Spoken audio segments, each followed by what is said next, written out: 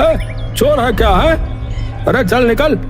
वो छोटा सा मासूम बच्चा पवन हवेली के बाहर खड़े होकर जाली के गेट से सब कुछ अंदर देख रहा था। तभी चौकीदार उसे भगाता है। चोर है क्या है जो अंदर इस नजर से घूर रहा है? अरे चल निकल, छोटे मालिक के स्कूल से आने का समय हो रहा है। हाँ।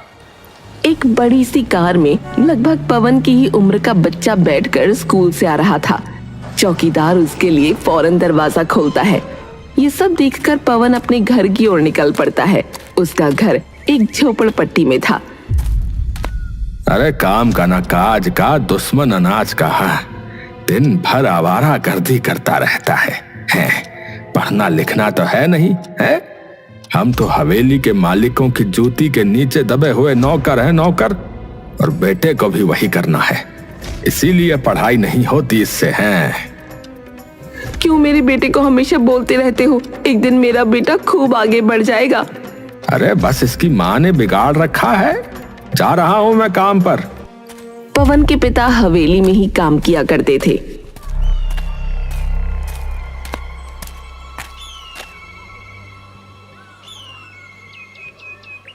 कुछ दिनों बाद हवेली में रह रहे छोटे बच्चे केशव को पढ़ाई के लिए लंदन भेज दिया गया।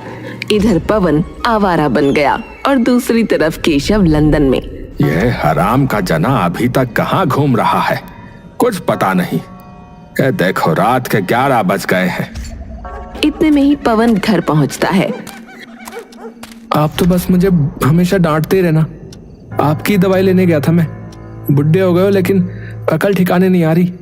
सुषमा, देखा ना तुमने है कि ये किस तरह से अपने पिता से बात कर रहा है। अब देख लो इसे। पवन अपने पिता को अनदेखा करते हुए घर के अंदर चला गया। एक दिन मैं उस हवेली पर रात जरूर करूंगा। हाँ। पवन के मन में हवेली के सपने थे, लेकिन उसके पिता हमेशा उसे गालियां ही दिया करते थे। पवन जब अपने दोस्तों के साथ मोहल्ले में गेड़ियां मार रहा था, उसी समय बड़ी बड़ी कारें वहां से गुजरने लगीं। पवन की नजर गई कार के अंदर बैठे हुए एक लड़के पर, जो ठीक पवन की तरह नजर आ रहा था। अरे यार, ये गाड़ी में कौन बैठा है? वो तो मेरी तरह ही लग रहा है। तुम्हें तो यार सारे अमीर अपनी ही तरह लगते हैं यार। वो हवेली का छोटा मालिक है। यार क्या नाम था उसका? हाँ, केशव यार। अरे ये बचपन में ना लंदन चला गया था, आज ही वापस आया ये। पवन अब जान गया था कि केशव बड़े होने के बाद बिल्कुल उसके जैसा ही नजर आ रहा है। उधर दूसरी तरफ हवेली में बहुत बड़ा आयोजन था। पवन भी वहां पहुंचा। मेरे बच्चे, इतने समय के बाद तुम वापस यहाँ लौटे हो, और वो भी वकालत की पढ़ाई पूरी करके। अब तो तुम बहुत ही अच्छे वकील बनोगे बेटा। आपने मुझे इस काबिल बनाया पिताजी। मैं आपका नाम रोशन जरूर करके दिखाऊंगा। पवन ने देखा कि सब लोग केशव से बहुत प्यार करते थे। पवन भी केशव की जगह लेना चाहता था। पार्टी खत्म होने के बाद पवन अपने दोस्तों के साथ बैठा था। अरे पवन, यार तू तो बिल्कुल सही कह रहा था यार। वो मनोहर का बेटा है ना, बिल्कुल तेरी तरह ही लगता है यार। ऐसा लगता है यार कि बिल्कुल भाई तेरा हम शक्ल हो यार। यार शक्ल तो बिल्कुल उसके जैसी है मेरी, लेकिन साला ये किस्मत ही उसके जैसी नहीं है यार। वो इतना अमीर है, पढ़ा भी लंदन से है, और उसे पूरा परिवार भी प्यार करता है यार। अरे यार एक चीज बता, लेकिन अरे यार इतनी पढ़ाई करने की क्या जरूरत थी यार? जिंदगी भर अपने पिता के टुकड़ों पर पलता तो अच्छी जिंदगी कटती उसकी, नहीं? यार अगर उसकी भी यही सोच होती तो ना वो भी पवन ही होता आज। हाँ, समझा? ये बोलकर सभी दोस्त हंसने लगे।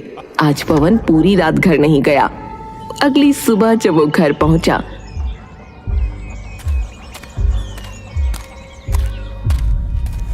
अरे आज मैं इसे जिंदा नहीं छोड़ूंगा। है ये कल रात बिना बताए ही हवेली में घुस आया। अगर इसे किसी ने देख लिया होता तो गजब हो जाता। हाँ। अरे आप मुझे हमेशा हवेली से दूर क्यों रखते हो? हैं? वो हवेली ना तो आपकी है और ना ही मेरी। आखिर आपको दिक्कत क्या है? एक बार भी आपने ये नहीं पूछा कि पूरी रात कहाँ था बेटा? आपको बस इसकी चिंता है कि मुझे किसी ने देख लिया होता तो क्या होता? अरे क्या हो जाता? अरे तू ऐसे नहीं मानेगा। हाँ, ये ले, ये ले, ये ले। छोड़ दीजिए मेरे बेटे को, क्यों मार रहे हो? अरे बिल्कुल दुखी करके रखा है इस लड़के ने मुझे, है? पता नहीं पैदा ही क्यों हुआ है? तुम मेरा इस घर से चले जाना ही अच्छा होगा। माँ, मुझे मत रोकना। सुषमा अपने बेटे को जाता देखकर अपना दिल सिकोड़ कर रह गई। पवन नदी किनारे जा बैठा। वो बिल्कुल शांत जगह पर बैठा था कि तभी वहां पर एक व्यक्ति और आया। वो कोई और नहीं बल्कि केशव ही था। अरे तुम तो बिल्कुल मेरे जैसे दिखते हो। अरे इसमें चौंकने की क्या बात है यार, ये तो मैं पहले से ही जानता हूँ। ओह अच्छा, मैं तुम्हें नहीं जानता था। हाय, मेरा नाम केशव है। अरे भाई तुम्हें कौन नहीं जानता, आओ बैठो। लेकिन एक मिनट, तुम यहाँ क्यों आए यार? क्या तुम्हारे पास कोई और काम नहीं है क्या जो यहाँ पर टाइम पास करने आ गए? अरे यार, मेरे पास इतना काम है कि मुझसे हैंडल ही नहीं हो रहा है। ऐसा लग रहा था कि मैं डिप्रेशन में जा रहा हूँ, इसलिए यहाँ पर थोड़ा समय बिताने आ गया। अपने दुख वाले समय में मुझे यहाँ पर बैठना बहुत अच्छा लगता है। क्या बात है यार, है अच्छा तो वैसे मुझे भी लगता है। लेकिन एक बात बताओ यार, तुम्हें काम करने की क्या जरूरत है यार? अपने पिता के पैसों पर ऐश करो ना यार। जितना बाहर के लोग समझते हैं ये सब उतना आसान होता नहीं है यार। मैं इकलौता बेटा हूं, इसीलिए माता पिता की मुझसे बहुत ज्यादा उम्मीदें हैं। उन्होंने मुझे लंदन पढ़ाई करने के लिए भेजा और सब मुझे बहुत प्यार भी करते हैं, पर वो ये नहीं जानते कि मैं इन सब के काबिल नहीं हूं। मुझे तो एक साधारण जीवन पसंद है, पर वो लोग मुझे हमेशा ही किसी न किसी बड़ी पार्टी में ले जाते हैं, भीड़ भाड़ में, शानो शौकत में। पता नहीं क्यों मुझे ये सब लेकिन अच्छा नहीं लगता। ऐसा ही कहते हैं यार लोग, अमीरों में ना दिमाग की कमी ही होती है यार। हैं? क्या मतलब है तुम्हारा? अरे मेरा मतलब ये है कि तुम जैसे जिंदगी जी रहे हो ना यार, न जाने कितने लोगों का सपना होगा ऐसी जिंदगी जीना, बता रहा हूं। उनमें से एक मैं भी हूं, देख लो सामने। लेकिन लगता है कि इस जन्म में तो ये संभव नहीं, क्योंकि मेरे पापा ही नहीं चाहते कि मैं हवेली के आसपास भी भटकूं। एक मिनट यार पवन, यार तुमने ना मुझे इससे एक बहुत अच्छा आइडिया दे दिया यार। देखो सुनो, तुम मेरी जिंदगी जीना चाहते हो, है ना? और तुम बहुत हद तक मेरे जैसे नजर भी आते हो। तो यार एक काम करो, सुनो, ये लो, ये मेरे कपड़े पहनो और जाओ उस हवेली में, और मैं तुम्हारे घर पर जाता हूँ तुम्हारे कपड़े पहनकर। उसके बाद तुम बताना कि मेरी जिंदगी तुमसे कैसे आसान है। बल्कि मुझे तो तुम्हारा जीवन अच्छा लगता है, ना कि भीड़ भाड़ और ये झूठी मुस्कान, सब आडंबर। देख ले भाई, शेर के मुंह में खून लगा रहा तू। अरे हाँ पापा, मैं समझ गया यार, लेकिन हाँ एक शर्त है, 1 महीने के बाद हम दोनों यहीं मिलेंगे और वापस अपने अपने घर जाएंगे। ये सब सिर्फ इसलिए है क्योंकि हम अपनी अपनी जिंदगी से परेशान हैं, समझ गया? अरे हाँ भाई समझ गया यार, समझ गया। अब और मत समझा, और जल्दी से अपने कपड़े दे मुझे, और ये ले मेरे कपड़े पहन ले। उसके बाद दोनों एक दूसरे के कपड़े पहनकर एक दूसरे के घर पहुंचे।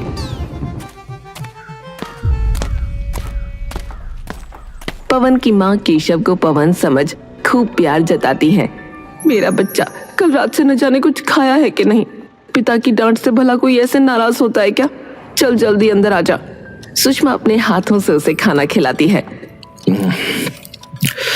खाना उतना भी टेस्टी नहीं है, लेकिन आपने अपने हाथों से खिलाया तो बहुत अच्छा लग रहा है।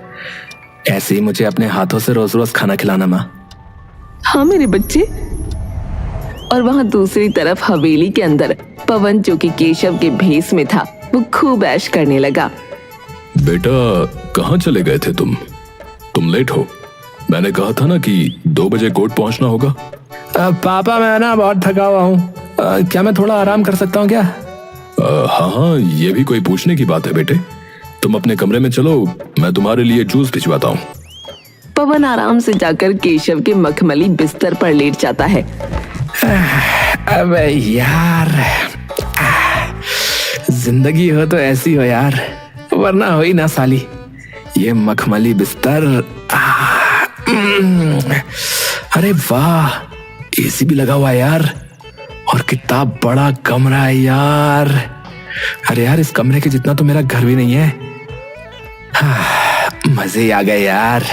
अभी जूस भी आता ही होगा मेरे लिए। ऐसी जिंदगी तो मुझे हमेशा से चाहिए थी। और एक वो है बेअकल केशव कहीं का। मैं तो कोई भी काम ना करूं, अब मैं आराम से मजे करूंगा। हाँ। और ऐसे ही कुछ दिन बीत गए। पवन जो कि हवेली में केशव बनकर रह रहा था, उसे अब खूब मजा आ रहा था। और वहां दूसरी तरफ पवन के भेष में केशव भी अपने पिता का दिल जीतने में लगा था। पापा, मैंने आपके ये जूते पॉलिश कर दिए हैं। मैंने नौकरी के लिए भी अप्लाई किया है, जल्दी ही जवाब आ जाएगा। अरे क्या बात है, आजकल तो इस लड़के में बहुत बदलाव नजर आ रहा है। क्या खा लिया है, क्या हो गया है, बोलो। केशव मुस्कुराने लगा। वहां दूसरी तरफ पवन केशव की माँ और पिता को लड़ते हुए देखता है। आप हमेशा ऐसा ही करते हो, एक काम कहा था आपसे, वो भी ना किया गया। अरे तुम छोटी छोटी बातों पर इतना क्यों लड़ती हो भाग्यवान? मैंने कहा ना कि मैं तुम्हारा काम जल्दी कर दूंगा। अरे 2 दिन में मेरी बहन की बेटी की शादी है, तुमने अभी तक उसे 2 लाख रुपए नहीं भेजे हैं। कन्यादान नाम की भी कोई चीज होती है, ये हम अपनी तरफ से करने वाले थे ना। क्या लगेगा उन्हें कि हमें उनकी बिल्कुल भी कदर नहीं है, जो शादी वाले दिन ही पैसे भेज रहे हैं। अरे यार, मुझे इतने कामों में तुम्हारा काम याद नहीं रहा। अब मैं जा रहा हूँ ना, मैं कर दूंगा बाद में। आपसे तो बात करना ही बेकार है। केशव की माँ अपने कमरे में बैठ गई और पिता काम पर। यार, यहाँ तो फैमिली के अंदर बिल्कुल भी प्यार नहीं है यार। माँ, मुझे आपसे एक बात करनी है। अगर पिताजी भूल गए थे पैसे डालना तो आप ही उन्हें याद दिला देती। तुझे बीच में पढ़ने की कोई जरूरत नहीं है बेटा, तू जाके अपना काम कर। वैसे भी 2 दिन में तेरी मीटिंग होने वाली है, उसकी तैयारी भी तो करनी है तुझे। ऐसा कहकर माँ ने पवन को वहाँ से जाने को कहा। पवन जब अपने कमरे की तरफ जा रहा था, तभी उसे पिता भी नजर आ गए। एक तो मुझे मेरी घड़ी नहीं मिल रही, ऊपर से ये लड़ती रहती है। ये रही पिताजी आपकी घड़ी, बाथरूम के बाहर रखी थी इसलिए मैंने पहन ली। आप जा रहे हो क्या? अरे इस घर में रहना ही पाप है बेटा, जा रहा हूं मैं काम पर। पिताजी, माँ का कहना भी सही है, आखिर वो भी तो उनका परिवार है, उन्हें बुरा लगेगा ना। अरे तू इस मामले में मत पड़ बेटा, तू तेरी माँ को ठीक से जानता नहीं है। देख कैसे डायन की तरह ऊपर से खड़ी खड़ी देख रही है। जा रहा हूं मैं भी। किसी ने भी पवन की बात नहीं सुनी। अरे यार, ये कैसा घर है, यहाँ तो आपस में बिल्कुल भी प्यार नहीं है। और मेरे घर पर तो सिर्फ मेरा बाप ही है एक नंबर का हिटलर, लेकिन मेरी माँ तो बिल्कुल गाय जैसी प्यारी है यार। मेरे पापा भी मम्मी से कभी नहीं लड़ते, बल्कि मम्मी के चक्कर में मुझे 2 थप्पड़ ज्यादा ही लगा देते हैं। लेकिन यहाँ तो साला सीन ही उल्टा है भाई। ये कहता हुआ पवन अपने कमरे में चला गया और ऑनलाइन शॉपिंग वेबसाइट से ढेर सारी शॉपिंग करने लगा। आज तो ढेर सारी मूवी देखूंगा। हाँ, ब्रांडेड कपड़े भी मंगवा लिए हैं। पवन को ऐशो आराम की आदत लग गई थी। वो केशव के पिता के क्रेडिट कार्ड से खूब सारी शॉपिंग करने लगा। ऐसे कुछ दिन बीत गए। बेटा केशव, क्रेडिट कार्ड का इतना सारा बिल आया है, आखिर ऐसा क्या मंगवाया तुमने? अरे पिताजी, हम तो अमीर है ना, थोड़े बहुत पैसे खर्च हो भी जाएंगे तो क्या फर्क पड़ जाएगा। मेरे पास कपड़े खत्म हो गए थे, मैंने ढेर सारे कपड़े मंगवाए हैं। कहो तो आपके लिए भी मंगवा दूं? अगर हम लोग अमीर हैं तो क्या तुम पानी की तरह पैसा खर्च करोगे क्या? तुम्हें 1 रुपए की भी कीमत का अंदाजा नहीं है। अरे आप लोग इतना गुस्से में क्यों हैं? मुझे समझ में नहीं आ रहा। अरे take a chill pill guys. मेरा एक और पार्सल आने वाला है, उसे रिसीव कर लेना। मैं काम से बाहर जा रहा हूँ। सारे काम तो इस लड़के ने छोड़ रखे हैं, न जाने कौन से काम पर गया है, पता नहीं इसको क्या हो गया है। वहां दूसरी तरफ पवन के भेष में केशव अपने पिता का दिल जीतने में कामयाब हो रहा था।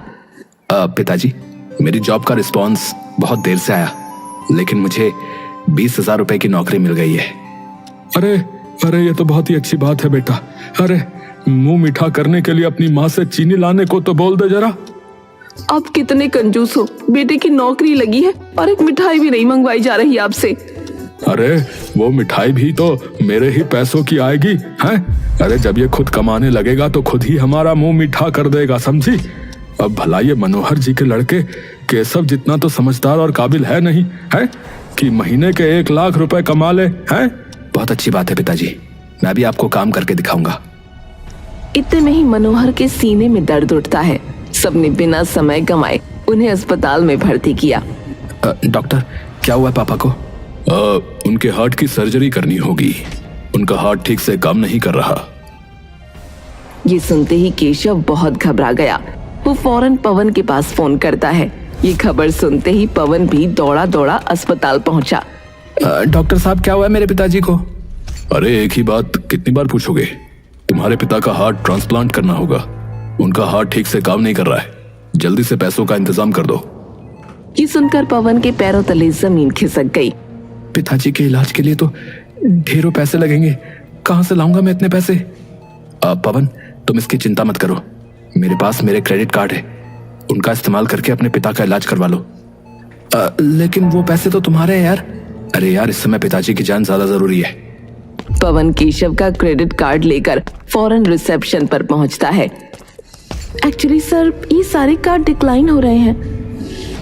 अरे ये कैसे हो सकता है? वो अपने पिता को फोन करता है। पापा, मेरे सारे क्रेडिट कार्ड बंद हो गए हैं, लेकिन ऐसा क्यों? अरे वो मैंने ही करवाए हैं बेटा। तुम्हारे आजकल इतने खर्चे बढ़ गए हैं कि मुझे कुछ समझ में नहीं आता कि तुम आखिर इतने पैसों का करते क्या हो। ऐसे ही चलता रहेगा तो मैं तो रोड पर आ जाऊंगा। अभी भी तुम आवारागर्दी करने के लिए ही पैसे मांग रहे होगे, है ना? तुम्हें इंडिया लाना ही मेरी सबसे बड़ी गलती थी। तुम वहीं पर ठीक थे। इतना बोलकर केशव के पिता फोन काट देते हैं। मुझे मेरे पिता से भी कोई मदद नहीं मिली। अब क्या होगा, मुझे भी कुछ समझ में नहीं आ रहा है। क्या आप दोनों भाई हो? जो अंदर पेशेंट है वो आपके पिता हैं?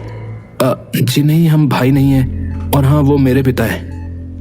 मुझे चेकिंग के लिए अंदर जाना है, आप लोग जरा शोर कम कीजिए। नर्स थोड़ी बुजुर्ग थी। वो कमरे में दाखिल हुई, लेकिन अजीब सी खामोशी के साथ बाहर आई। आपके पिता है वो? क्या हुआ है उन्हें? उनका हार्ट ठीक से काम नहीं कर रहा। उस पत्थर दिल ने इतने पाप ही किए हैं कि आज उसका दिल भी काम नहीं कर रहा। अरे आपका दिमाग तो ठीक है, ये सब क्या बोल रही हो? तुम दोनों कितने बड़े हो गए हो। इतने छोटे से थे जब गोद में लिया था। क्या आप हम दोनों को जानती हो? और भला आप पवन के पिता के बारे में ये सब क्यों बोल रही हैं? बहुत सालों पहले मैं तुम दोनों को ढूंढ रही थी, लेकिन तुम्हारा कोई भी नामो निशान नहीं था। मैं तुम्हें सच बताकर अपने पाप से मुक्त होना चाहती हूँ। जल्दी से बताओ कि क्या बात है। मेरे पिता अंदर बीमार हैं। वो तुम्हारे पिता नहीं है, तुम्हारे पिता मनोहर हैं। क्या कहा? मेरे पिता ही पवन के पिता हैं? ये सब आप क्या बोल रही हो? जिस दिन तुम्हारी माँ ने तुम दोनों को जन्म दिया, उस दिन मैं यहीं मौजूद थी। तुम दोनों जुड़वा भाई हो। पवन तुम्हारा पिता राम सिंह बहुत लालची इंसान था। वो मनोहर से बहुत जलता था। वो बस मनोहर के वारिस को तड़पता हुआ देखना चाहता था, इसीलिए उसने मुझे पैसे देकर तुम्हें चुराने को कहा। मैंने बचपन में ही तुम दोनों को अलग कर दिया था और सबको कहा कि तुम मर गए हो। मैंने चंद पैसों के लालच में आकर इंसानियत का सौदा कर डाला। बच्चों, मुझे माफ कर दो। तो आप ही हैं वो मैडम जिनकी वजह से मैं बचपन से उस कचरे में जिंदगी गुजारा था। अरे यार, तुम्हें इन सब चीजों की पड़ी है? और मैं सोच रहा था कि मुझे मेरा भाई मिल गया। दोनों भाई गले लग जाते हैं। और मैं हमेशा सोचता रहा कि मेरे पिता मुझसे नफरत क्यों करते हैं। आज मुझे उसकी वजह पता चली है। मरने दो उसे अंदर। उसने मुझे बचपन से ही मेरी माँ और पिता और भाई से अलग कर दिया और हमेशा मुझे धुतकारता रहा, गालियां देता रहा। कभी बाप का प्यार भी नहीं दिया, मेरी माँ को इज्जत नहीं दी। इसे तो मैं छोड़ूंगा नहीं।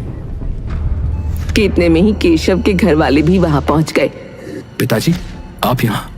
हाँ बेटा, वो हमारे यहाँ राम सिंह काम करता है ना। मुझे ड्राइवर का फोन आया था कि राम सिंह हॉस्पिटल में भर्ती है और तुम भी मौजूद हो। और ये तुम्हारी तरह दिखने वाला बहरूपिया कौन है? पिताजी, ये कोई बहरूपिया नहीं, मेरा भाई है। किसी भी रोड चलते इंसान को अपना भाई बना लोगे? ये कोई बहरूपिया है जो तुम्हें बेवकूफ बना रहा है। सच बताओ कि कौन हो तुम? क्या चाहिए तुम्हें? प्लास्टिक सर्जरी करवा कर मेरे बेटे जैसा चेहरा तो बना लिया, लेकिन कभी भी अपने आप को मेरा बेटा साबित नहीं कर पाओगे। आप लोग मुझे गलत समझ रहे हो। दरअसल मैं आपका ही बेटा हूँ माँ। आपके 2 जुड़वा बेटे हुए थे, उनमें से एक मैं हूँ। झूठ बोल रहे हो तुम। मेरा वो बेटा तो मर चुका था। मैडम, मुझे माफ कर दीजिए। मैंने ही आपका बच्चा चुराया था और आपसे कहा कि आपका बच्चा मरा हुआ पैदा हुआ। इस काम की राम सिंह ने मुझे ढेर सारी कीमत दी थी। इतने सालों तक ये राज मैंने अपने अंदर दफन रखा। मैंने आप लोगों को ढूंढा भी था, लेकिन कोई नहीं मिला। आज आप लोग मुझे मिले हो। आज मैं आपको सच बता रही हूँ। मेरे दिल का बोझ उतर गया। ये सब सुनकर केशव की माँ के मन में ममता जाग पड़ी और वो फौरन पवन को गले से लगा लेती है। इतने सालों तक मैं तुमसे अलग रही, मैं नहीं जानती थी कि तुम कहाँ हो, कैसे हो। आज तुम्हें अपनी नजरों के सामने देखकर मुझे बहुत अच्छा महसूस हो रहा है। और मुझे भी आपसे मिलकर बहुत अच्छा लग रहा है। कितने में ही सुषमा वहां पहुंची। अपनी असली माँ से मिल जाने के बाद तुम मुझे तो भूल ही गया होगा बेटा। तेरे पिता की गलती की सजा मुझे क्यों मिल रही है? आप मेरी यशोदा मैया हो, आपने ही मुझे पाल पोस कर बड़ा किया है, भला मैं आपसे दूर कैसे हो सकता हूँ? मेरे बच्चे, इधर आओ मेरे पास। मनोहर भी पवन के गले लग गया। इतने में ही सुषमा की सिसक सिसक कर रोने की आवाज आई। तुम्हें रोने की जरूरत नहीं है सुषमा, मैंने पहले ही इलाज के सारे पैसे जमा करवा दिए हैं। कुछ ही देर में डॉक्टर आकर तुम्हारे पति का ऑपरेशन कर देंगे और वो बिल्कुल ठीक हो जाएगा। बेटा पवन, चलो अपनी हवेली लौट चलते हैं। पिताजी, आप लोगों से मिलकर मुझे बहुत अच्छा लगा, लेकिन मेरा घर मेरे लिए मेरी वही झोपड़पट्टी है जहां मैं अपने परिवार के साथ रहता हूं। आप लोगों ने मुझे जन्म दिया, लेकिन मुझे नाम और पहचान मेरी सुषमा माँ और पिता ने दिया है। ऐसे टाइम पर मैं उन्हें छोड़कर नहीं जा सकता। आपने मुझे स्वीकार कर लिया, यही मेरी सबसे बड़ी खुशी है। तो क्या अब इस बार भी अपने बेटे से दूर रहना पड़ेगा? माँ, अब मैं आपको छोड़कर कहीं नहीं जा रहा, मैं तो हमेशा आपके पास ही रहूंगा। लेकिन सुषमा माँ को भी मेरी जरूरत है, मैं अपना फर्ज निभाऊंगा। और हाँ, पिता को भी यह साबित करना है कि मैं कोई बहरूपिया नहीं बल्कि हवेली का ही खून हूं। डॉक्टर ऑपरेशन करने कैबिन में जा पहुंचे और कुछ घंटे के ऑपरेशन के बाद ऑपरेशन सफल रहा। अब आप लोग उनसे मिल सकते हैं। सबसे पहले मैं मिलकर आता हूँ। मनोहर राम सिंह के पास गया। मालिक, आप यहाँ? अब कैसे हो तुम? ठीक ही लग रहे हो। वो बाहर मैंने तुम्हारे बेटे को देखा, वो बिल्कुल केशव की तरह लगता है। अरे मालिक, छोड़िए उसकी बात है, एक नंबर का बहरूपिया इंसान है। क्योंकि वो मेरा बेटा है, इसीलिए छुपाने की जरूरत नहीं है। नर्स ने मुझे सब बता दिया। अब राम सिंह के पास अल्फाज नहीं बचे थे। काम से तो मैं तुम्हें निकाल ही रहा हूं, लेकिन मैं अपने बेटे को भी तुम्हारे पास छोड़कर जा रहा हूं। मैं रोज तुमसे खबर लूंगा, अगर उसे जरा सी भी दिक्कत आई तो मैं तुम्हें छोड़ूंगा नहीं। हाँ हाँ, जी जी। राम सिंह को कुछ समझ नहीं आ रहा था कि पल भर में ये सब क्या हो गया। मनोहर वहां से उठकर चला गया और कुछ ही देर में पवन और सुषमा कमरे में आ पहुंचे। कैसे हो पिताजी, ठीक तो हो? अरे नालायक, तू खुद पर ध्यान दे। अरे अभी अभी दिल का ऑपरेशन हुआ है, जरा धीरे बात करो हैं। और सुनो, आपकी इन धमकियों से कुछ नहीं होने वाला, क्योंकि अब मुझे पता चल चुका है कि मैं आपका बेटा नहीं हूं। लेकिन आप चिंता मत कीजिए, मैं आपकी तरह बहरूपिया नहीं हूं जो दिखता कुछ है और करता कुछ है। अरे तो यहाँ पर क्यों बैठे हो? जब सब सच पता चल चुका है तो जाओ अपने अमीर पिता के पास। है, बचपन से ही तुम हवेली में रहना चाहते थे ना? जाओ जाओ, ये सपना भी पूरा कर लो, जाओ। मैं आपको छोड़कर कहीं नहीं जाने वाला, मेरे अलावा आपका और कोई सहारा भी नहीं है। आपने मुझे बेटा नहीं माना, लेकिन मैंने आपको पिता माना है। ये सुनकर राम सिंह का मन पिघल गया। राम सिंह पवन को गले लगा लेता है। उस दिन के बाद से दोनों भाई, जिन्हें बहरूपिया समझा जाता था, अब वो दोनों मिल चुके थे। वो दोनों कोई भी काम करते तो आपस में मिलकर ही किया करते थे। यहाँ तक कि अब राम सिंह का व्यवहार भी पवन के प्रति बदल गया था।